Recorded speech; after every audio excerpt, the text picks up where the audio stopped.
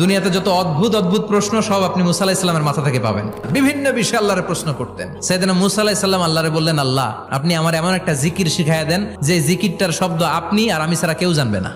দিনে রাতে সব সময় এই জিকির আমি করব, আপনারে ডাকবো, কিন্তু শর্ত হলো এই জিকিরটা জানবে শুধু আপনি আর জানবো শুধু আমি। আল্লাহ বললেন, মুসা পড়ো লা ইলাহা।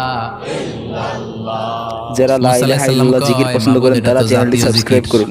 সবাই জানে। আমি তো চাইছি এক্সেলেন্ট একটা জিকির, কারো কাছে নাই, শুধু আমি জানবো আর আমি পড়বো।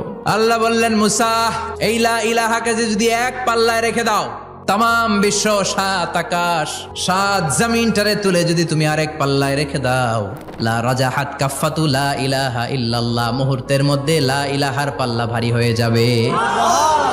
ও মুসা, তুমি যতই এক্সক্লুসিভ জিকির চাও, লা ইলাহার চেয়ে দামি জিকির আমার কাছে নাই।